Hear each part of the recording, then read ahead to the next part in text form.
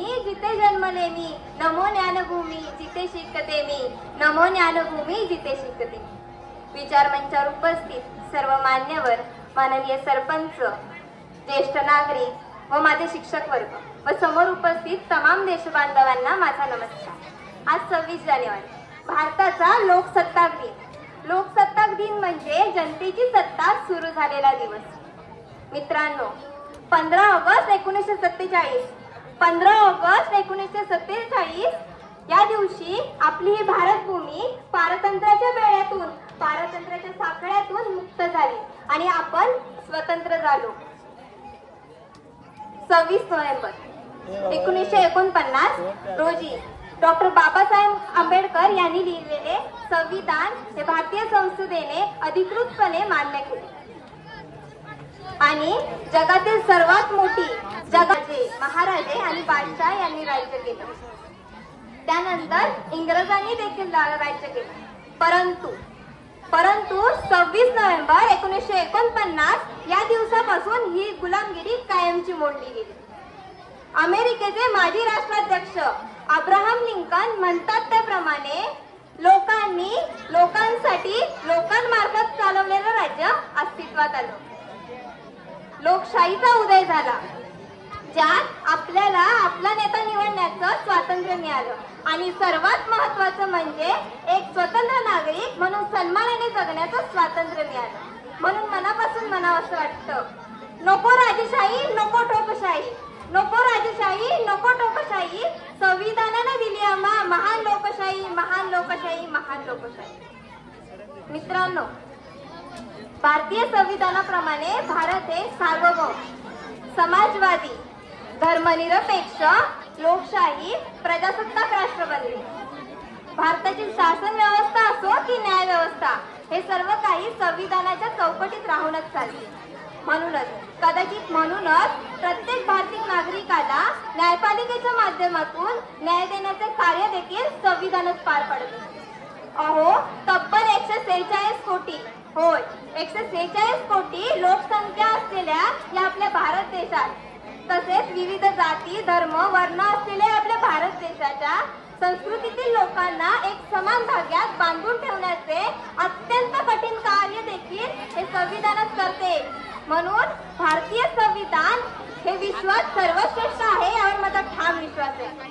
म्हणून म्हणे, ना कोई भेदभाव, ना कोई जातिवाद, ना कोई भेदभाव, ना कोई जातिवाद, ना कोई ऊंचा, ना कोई नीचा, हे हम सब एक समान. कहता है मेरा भारत का संविधान, कहता है मेरा भारत का संविधान. मित्रांनो, आपण सगळेच बसने प्रवास करतो. मग त्या बसमध्ये महिलांसाठी, ज्येष्ठ नागरिकांसाठी तसेच अपंगांसाठी एक आरक्षित सीट असते की नाही?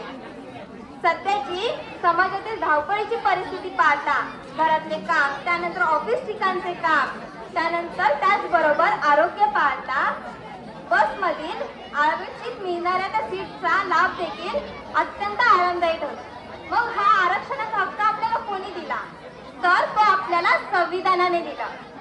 तसेच आधी कायदेशीररित्या संपत्ती महिलांच्या नावावर ठेवण्यात येत नव्हती, परंतु तो पण संपत्तीचा अधिकार महिलांना संविधानानेच दिला.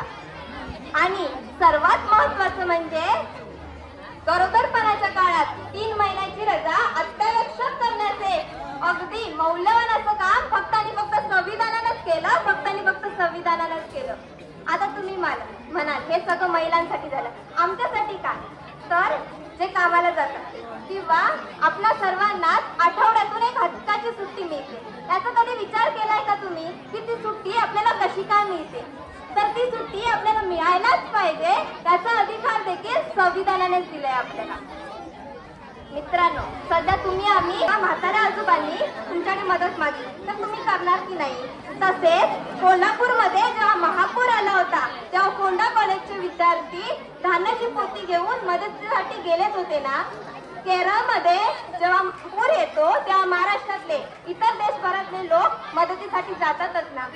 तेव्हा आपण कोणी विचार करत नाही की तो आपल्या जातीतला नाही किंवा त्याचा धर्म कोणता असेल. तेव्हा मनात फक्त एकच भावना असते आणि ती म्हणजे तो भारतीय आहे. आणि हीच बंधुभावाची भावना कुठे ना कुठेतरी संविधानामुळे आपल्या आपल्या सर्वांच्या मनात रुजली आहे हे म्हणायला हरकत नाही. अहो, संविधानाने आपल्याला काय दिलंय यावर बोलायला गेलं तर खूप आहे. म्हणून हा प्रश्न कुठेतरी चुकीचा ठरतो असं मला वाटतं. म्हणून शेवटी जाता जाता एवढंच म्हणतो, रुतबा हर इंसान को संविधान से मिला है, रुतबा हर इंसान को संविधान से मिला है, तिरंगा इस आसमान को संविधान से मिला है. औरों को जो मिला वो मुकद्दर से मिला है, औरों को जो मिला वो मुकद्दर से मिला है. हमें तो मुकद्दर में भी संविधान मिला है, संविधान मिला है. जय हिंद, जय भारत. धन्यवाद. धन्यवाद.